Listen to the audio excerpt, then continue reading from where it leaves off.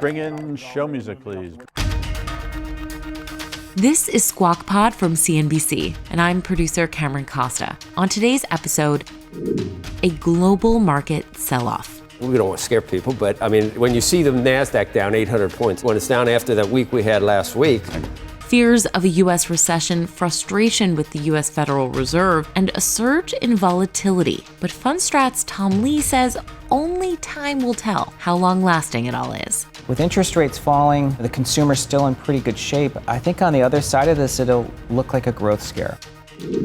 And Wharton's Jeremy Siegel calling on the Fed to take action right now. I'm calling for a 75 basis point emergency cut in the Fed funds rate with another 75 basis point cut indicated for next month at the September meeting. Plus, Vice President Kamala Harris set to announce her running mate. Axios co-founder Mike Allen has the scoop on the Hill. CEOs have felt that this White House has not been good listeners, and that's a place that Vice President Harris could make an overnight difference.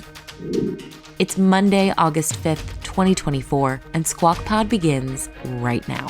Stand Andrew by in 3, 2, 1. Cue Andrew. Good morning and welcome to Squawk Box right here on CNBC. We are live at the NASDAQ market in Times Square. I'm Andrew Ross Sorkin, back from Paris along with Joe Kernan. Becky's off today. Welcome back. Thank you. Welcome back to this. We've got a lot. Given the nice feelings people had in Paris, I'm not sure that they were thinking so much about the ratings are amazing. The ratings are amazing of the Olympics. Let's see about the ratings of the market. The fallout from Friday's job report, the big questions on the Fed's next move, and if they will need to make a deeper cut in September. All of that, to say it's weighing on the market would be an understatement right now. The Dow off about 671. Welcome to the week. It's a global market sell-off. So let's catch you up, going around the world. In Japan, the Nikkei dropped 12.4% in one day. It's the worst day for trading in Tokyo since Black Monday of 1987. In Korea, the Kospi index lost over 8% in a day, and European markets also plunged, although not quite as steeply. In the US on Monday morning, the Market Volatility Index, or VIX, surged to its highest level in 4 years, since the beginning of the pandemic. Even though jumps in the VIX do often coincide with sell-offs and global routes, it isn't the end-all be-all for a crisis, as you'll hear next. But the VIX is often referred to as Wall Street's fear gauge, which is why the street pays attention to it. And that tracks after the week we just had.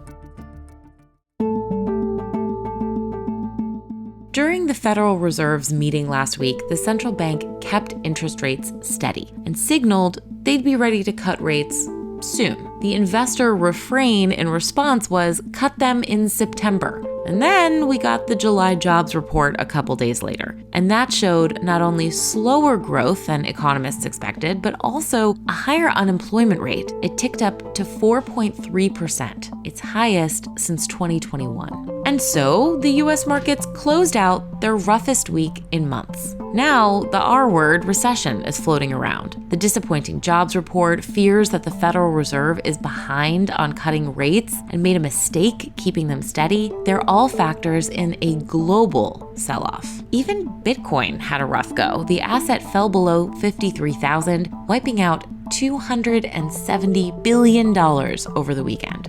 Let's get back to Joe and Andrew.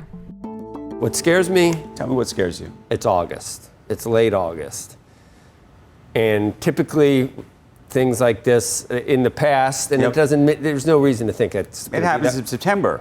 Or it's even worse. The bottom's always in October. In October. Well, if you go back to 1929, that's 1987, we can mention the last 5, 6, 7, these October, and actually 2022, 2023. 2008, 9, it was March.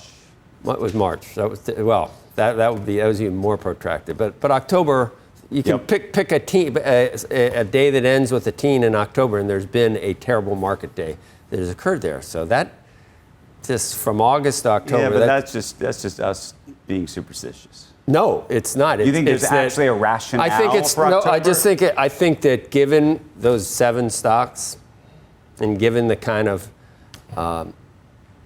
gains that we saw and the popularity of those trades and the market caps that we and we all were asking is there any similar to 1999? That's what we were asking, and no one's saying AI is not going to be a powerful thing in the future, transformative. There's no doubt, but people get excited and things go too far, and then as far we said that maybe we get a bigger cut in September.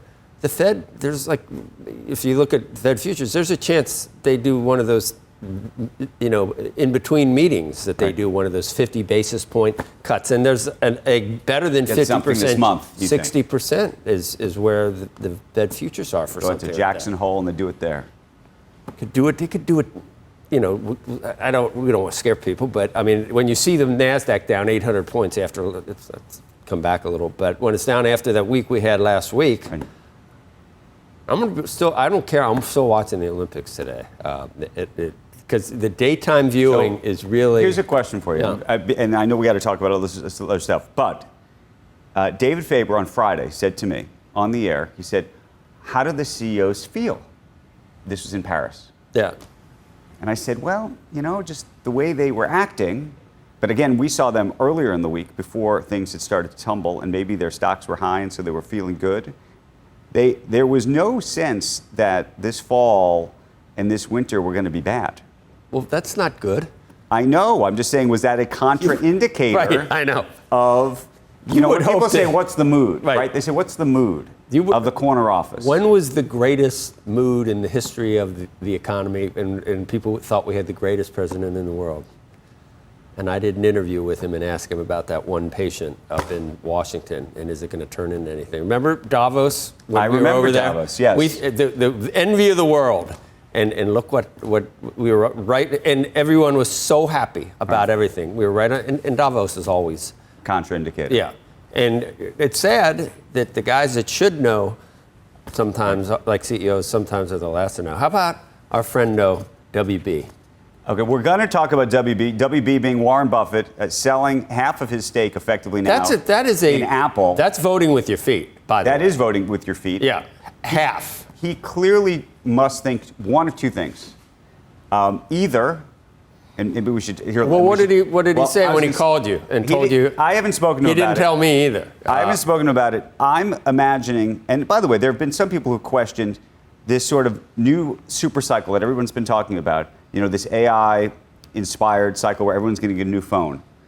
I'm not sure everybody is going to get a new phone. And it may take 2 or 3 years before anybody needs a new phone anyway, because half of this AI stuff is not going to be so game-changing. And now you're just being very specific just to Apple. Apple. I think it's... You think he's making a market call and saying, I need cash because I want to be... I saw a meme today. It had him smiling. It said, the look on a guy's face when he's got 200 and plus billion in cash and the market is plunging. That's the look that a guy has. It's going, ooh. Yeah, no, he's thinking, he's hearing sale on aisle 5, sale on aisle 5 right now. I bet not right away, though. Maybe not right now. And you know what? In times like this is when he steps in and gets a company like Goldman to give him converts with a 10% dividend or something. And they give it to him. As you know, though, this only happens once every 10, 20 years. Oh, I see. So you're gearing up for... Are you taking notes? I'm just saying. You got chapter 1 done yet? I don't know. You got the intro. Let's just show you shares of Apple right now. Shares of Apple taking a hit this morning. This on the back of this news because over the weekend, Warren Buffett did come out publicly disclosing that it sold nearly half of its stake now in the iPhone maker last quarter. Even after selling the stake, Apple remains Berkshire's top holding. Buffett trimmed his Apple stake at the first quarter by 13%. Hinting then at the annual meeting, it was for tax reasons. Now, Berkshire now sitting on a record cash pile of $277 billion. The company also recently trimmed its stake in Berkshire's second biggest holding as well, Bank of America, selling about $4 billion worth. And I remember I was sitting there in Omaha during that meeting. By the way, Tim Cook was sitting in the audience during that meeting. Warren does have a way of saying, what does he say? Praised by name, criticized by category. Mm-hmm. So if he's getting out of a stock, and he loves to say, look, it's still our biggest position. Mm-hmm. He said he had all the confidence in the world in Tim Cook, all of these things. I'm not saying he doesn't still have all the confidence in the world in Tim Cook. considering he is still his largest shareholder, and is the largest shareholder, you'd think he has to have some confidence. But I'm just saying, I think that he is a very discreet and polite man, publicly. Well, yeah, it wouldn't have helped if he showed his hand. Well, that too. Well, that's what I mean. You're calling it discreet and kindly. I'm calling it crafty and. You think that he was planning to get out the entire time? Yeah. From May on. Right. So you think it had nothing to do with everything that's happened between May and now, and where jobs are, and I think where you probably had a pretty good idea. And when you're selling that much, it's good if no one really knows what your true intentions are. When you say, I don't disagree. By the way, you have to. If right. people know your intentions, I'm not even the whole saying game that is you over. shouldn't do it. Anyone that is as good as he is at what he does would do it that way. But Yep. then again, it may have been born at night, but it wasn't last night. Right? How's the aura ring? Because I'm doing okay on the sleep. I woke up early, so I'm actually I'm with it. What right time now. is it over there right now? It's like they're in mid. There's like noon. someone It's winning noon. a gold medal right now. It's noon. Yeah. Let's bring in Tom Lee, managing partner, head of research at Fundstrat Global Advisors, as well as a CNBC contributor. In times like this in the past, it always would help to know, Tom, whether it's a sharp, scary spike down, which a lot of times the other side looks just like it, or people are hoping for that so much that they don't see that it might have longer to go. Do you get the feeling that this is not going to be a major sell-off? For now, I think it is the former that you described. You know, we have over 3 days, suddenly markets reverse, and you know, Japan down over 20%, and as you're pointing out, the Nasdaq could even, you know, decline further. Declines like that are generally symmetric, but you have to watch the VIX, and when the VIX peaks and starts to roll over and fall down, the recovery can be just as quick. I think a lot of this depends on whether financial conditions in the U.S. start to tighten, you know, meaning like, do markets seize up? But with interest rates falling, you know, the consumer's still in pretty good shape. I think on the other side of this, it'll look like a growth scare. But it doesn't mean that It's a today's growth the bottom. scare. Yes. It's kind of interesting that it almost looks like the market's doing what the Fed didn't do again. It's almost like, once again, they're there, but not really ahead of what's happening, and they're reacting, not anticipating, kind of again. Yes. On the way up and on the way down. Yeah, the 2 years is signaling that the Fed is behind, because 2-year yields have fallen further. But it does seem like, as we look back a lot more, this is because of the surprise hike from Japan, and the sort of knock-on effects from there. If that is the primary source of the reaction, I know it's going to be tumultuous for markets, but for the U.S. economy, it's not necessarily bad news, and I think that's why we can balance. Some of your great and accurate calls have been based on inflation coming in like you thought, much cooler than the market was thinking at the time. I guess the flip side of that is that there can be the dual mandate, there can be labor market weakness associated with why that's happening. Was the asymmetric risk, maybe it wasn't asymmetric, maybe there was a great risk to the job market?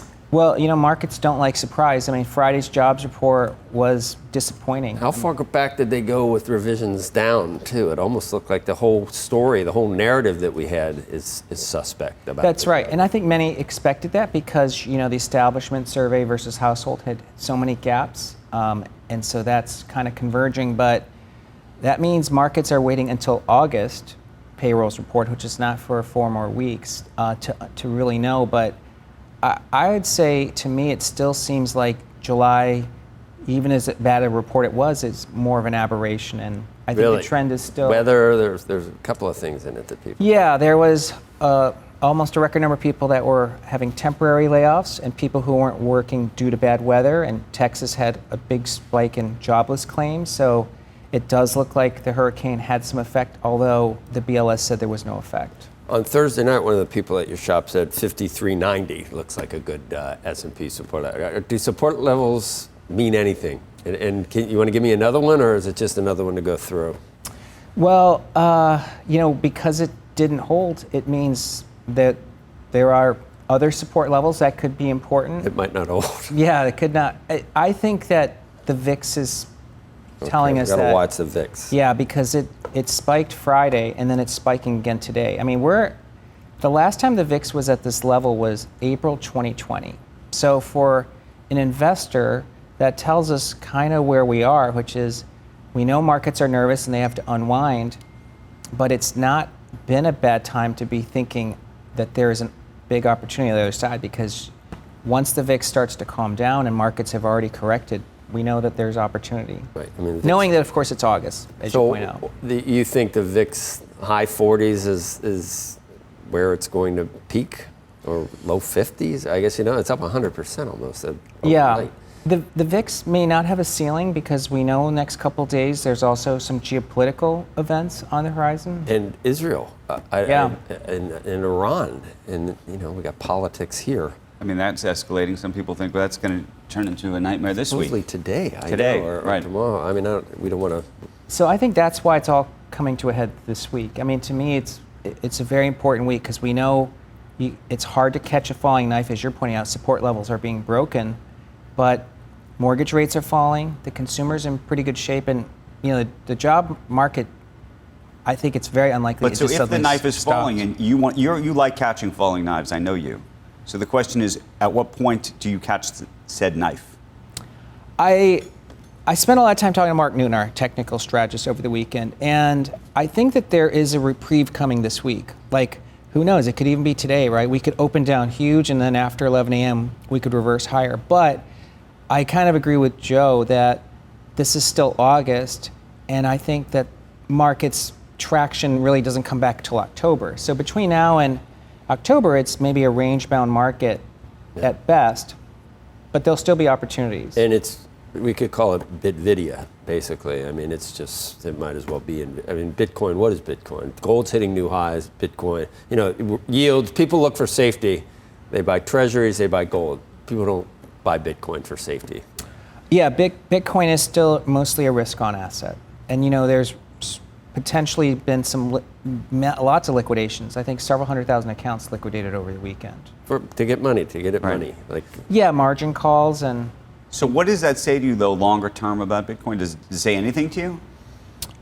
I think it's showing you that as it becomes more widely held and held in traditional brokerage accounts, it is going to be increasingly a risk-on asset. So we shouldn't think of it as gold, then, a digital gold. We shouldn't think of it as a store of value per se.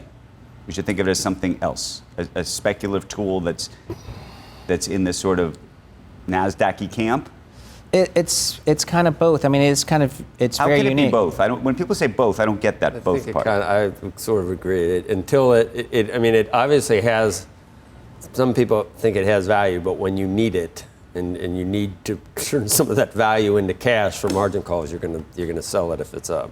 Yeah. Right, so when would then it be a store of value? Obviously it's a store of value when it's in the speculative and it goes up camp. It's not a store of value. Well, I'm saying gold is still the thing. Storing $52,000 worth of value versus Sure. $8,000 worth of value. I agree. I'm just saying most people sell their stocks and buy gold. Right. I'm not saying most people. That's the trade that people do when they're in the store of value category. Are stocks ever a store of value? You never heard me say they're a store of value. Well, people buy them because you hope that they have value, and then you hope you sell them for more value than they had. But they still fluctuate at just as much as Bitcoin. That's a trade. Yeah. Well, no, just look at the 52-week high and lows of even the blue chips. It's crazy. So they're a store of value, but on any given day. And I don't know if you ever can look at the market cap of a company and say, if they had to try to get that market cap by selling, there's no way they could probably get a third of what a market. That's right. If you were trying to liquidate the entire S&P, because the money's not there. Yeah, it wouldn't be stable. Yeah. What was I watching? I was watching Napoleon, Andrew, on the plane. Watch back, Joaquin Phoenix, and he's yelling about the people running France, and he says, "You're printing money, and it's gone by tomorrow night." the money that you're printing. And that's that really was and I was thinking, wow, you can learn so things. deep. You can think about it. We print money, it's gone the next day. We're printing too much. Tom, thank you. Thank you. Cheese will be next. Up next on Squawk Pod, Wharton professor Jeremy Siegel's big call for an emergency rate cut and what he thinks the Fed should do to rescue the economy. If they're going to be as slow on the way down as they were on the way up, which, by the way, was the worst policy error in 50 years, then we're not in for a good time with this economy.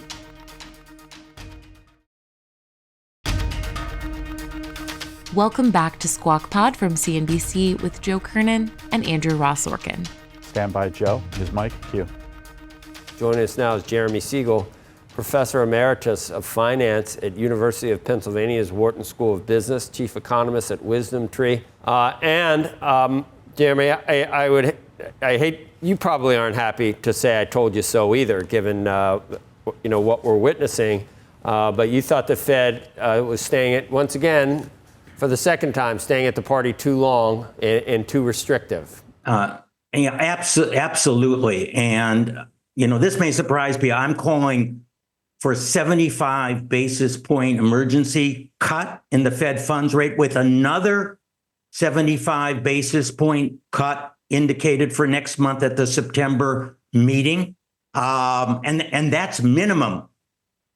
The Fed funds rate right now should be somewhere between 3.5% and 4%.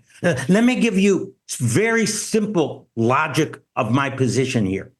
At the June meeting, the Fed has said that the long run Fed funds rate, when inflation reached 2% and unemployment has come up to 4.2%, should be 2.8. That's the normal. 2.8 is the normal Fed funds rate. Well, on Friday, we blew it across the employment number. We're at 4.3. That even argues for a lower one. Now, as far as inflation, we're at 2.5%. We've gone down 90% towards the target on the inflation rate. We've overshot the target on the employment. Those are the two targets explicitly mentioned by the Federal Reserve. All right. And how much have we moved the Fed funds rate? 0. That makes absolutely no sense whatsoever. Jeremy, there's no way we're getting 75 and then another 75. If we do, I don't want to see what's happening in the stock market if the Fed is compelled to do 75 twice. So it's not going to happen. But you're saying that they should. What do you really think will happen? You think they'll do an intermediate? They're not going to do 75. I remember, I remember 2000 when Greenspan did 50. And by the way, the market wasn't scared. The market rallied sharply. It was the same thing. December, they should have cut. They didn't cut, and the market said, you should have. And they did an emergency cut a few weeks later. The market made a strong rally from that position.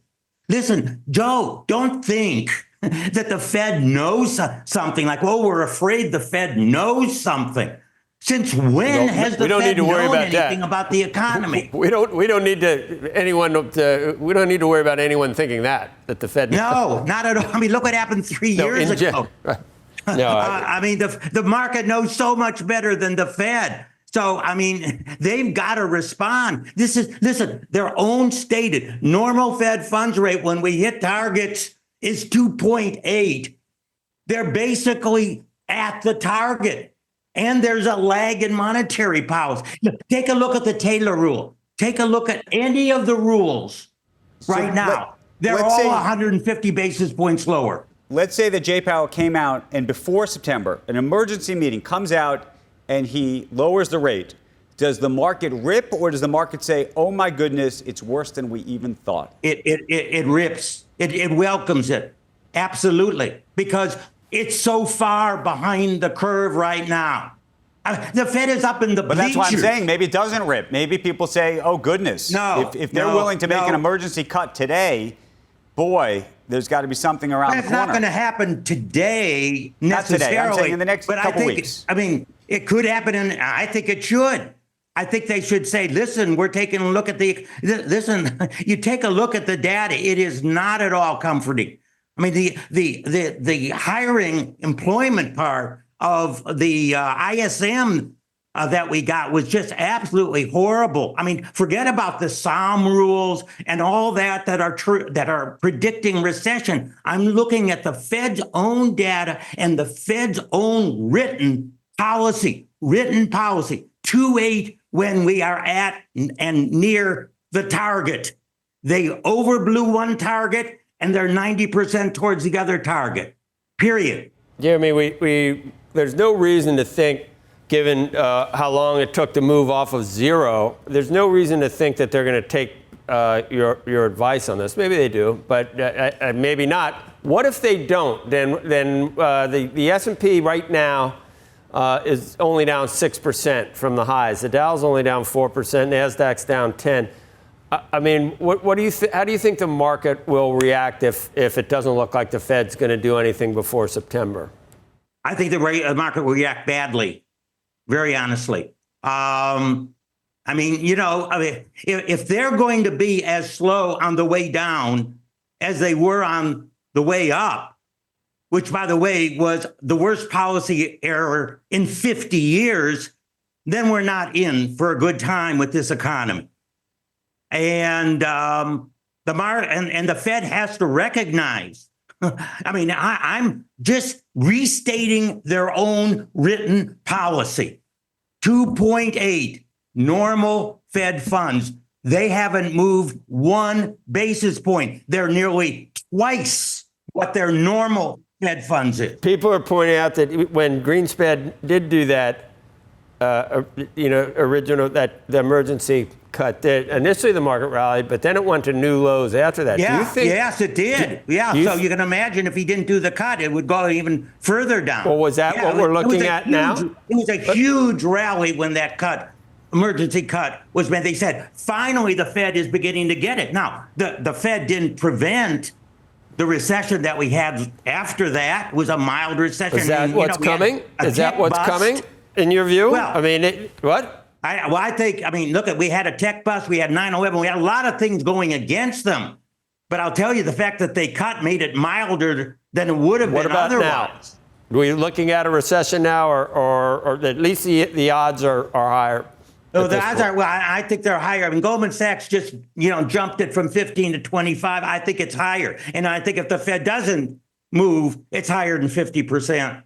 Hey, Jeremy, I have 2 questions. What do you make of the Warren Buffett decision on Apple? Does that say? I think that's worrying. Well, I think it's Warren. Listen, I think this is worrying about Warren Buffett. I have a lot of respect. I think we all do for Warren Buffett. I mean, Warren Buffett usually says recessions or bear markets are times to buy, not times to sell. No, I understand that. But what I'm saying is if he's selling Apple, he's selling other things. He's selling Bank of America, which is arguably broad-based. He's not buying stocks right now. Normally, in bear markets, he puts his money to work. This is a troublesome. But that was it's a delayed. But the disclosures are all delayed. So if you think actually that things have come down 10% in the Nasdaq in the past, week or 2 here. Okay, so you think now he's buying? Maybe he's buying today. I don't know. I don't think so. I don't see him. He's not a short-term trader.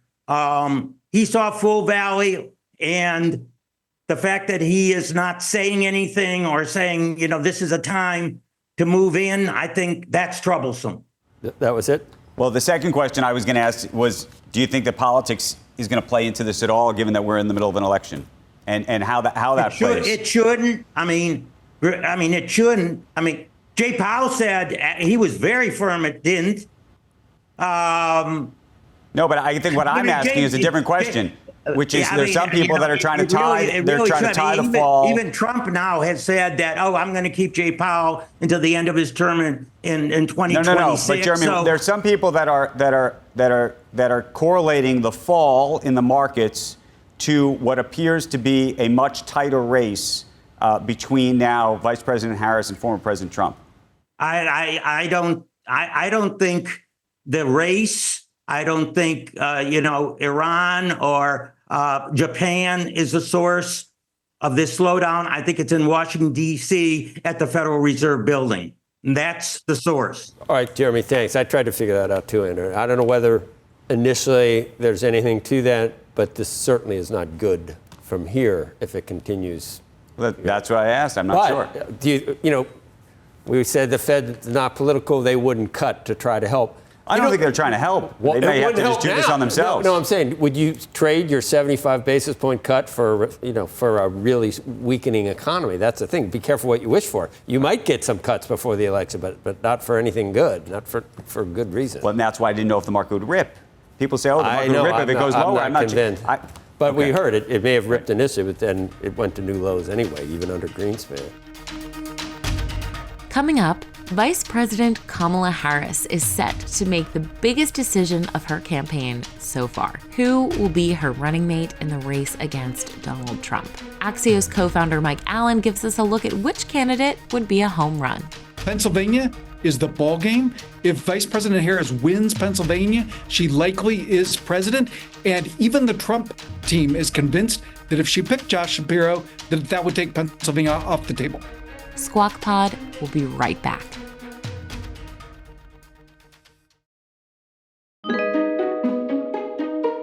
You're listening to Squawk Pod. Vice President Harris is about to make the most crucial decision in her campaign so far, choosing a running mate. She plans to decide by Tuesday, launching a 7-state blitz as Election Day approaches. The contenders are Pennsylvania Governor Josh Shapiro, Minnesota Governor Tim Walz, and Arizona Senator and astronaut Mark Kelly. Her choice will reveal more about her campaign strategy and which voters she is aiming to target. Join us now, Mike Allen, co-founder of Axios. And just considering all these things swirling around here, Mike, a lot of times the real world, the best laid plans, we got these wonderful feel-good Olympics, and at the same time, I'm worried about Iran's response, whether that could be today, and we're talking about a stock market that hasn't seen this type of sell-off in quite a while. With that as a backdrop, the vice president has no choice other than to make that choice today or tomorrow. She's got to have someone ready to go by tomorrow. So that's coming either way, even if it's not a great time in the news cycle for it.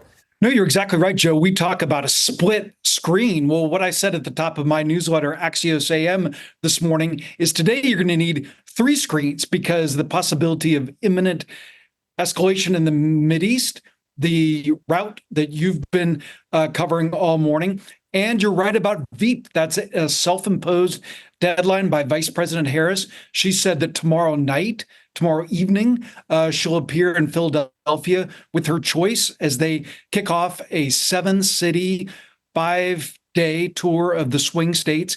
And what's the latest? What are the odds? So what's very interesting about this, Joe, is this could well have come down to the vice president's feel as she met in person with these finalists in Washington this weekend. Now, Joe, as your viewers know, for a week now, Wall Street has been convinced that the pick was going to be Governor Josh Shapiro of Pennsylvania or some governor, because there's been communication from the campaign that financial services firms should get their contributions in by this weekend.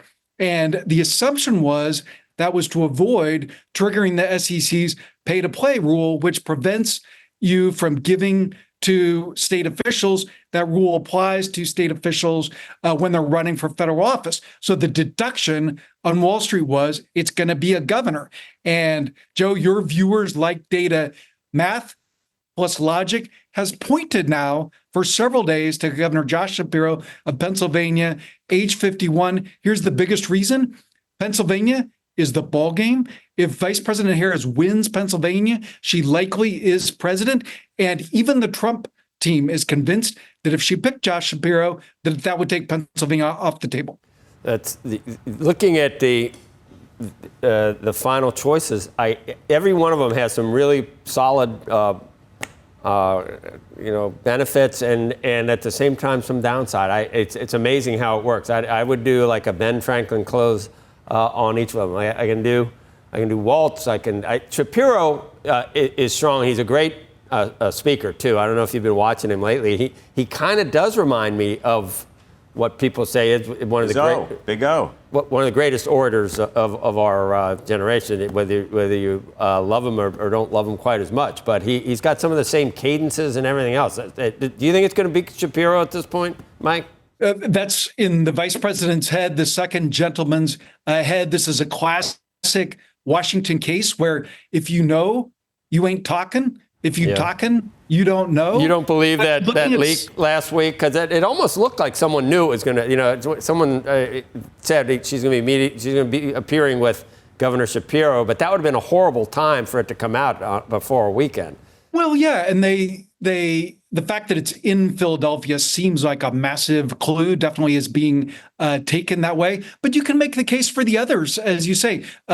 Kentucky Governor Andy Beshear, 46, looks like the future, as one Democrat put it to me. Put Vice President Harris with Governor Beshear, a real picture of the future. Governor Tim Walz of Minnesota, a lot of push for him this weekend. A lot of big names, especially like on the progressive part of the Democratic Party, pushing hard for Governor Walz over this weekend, convinced that the pick was not made. And Senator Mark Kelly of Arizona tweet last night made it look for a little bit like he thinks it's not him. But one Democrat pointed out to me, you just say astronaut and fighter pilot, you've got my attention. And so a lot of strengths among other options. Secretary Pete Buttigieg, someone who has a great future in the Democratic Party and President Biden's cabinet, someone that is close to the vice president and someone to keep an eye on. So what's your betting line here, Mike? You got Shapiro. You got Shapiro. You think Shapiro's it?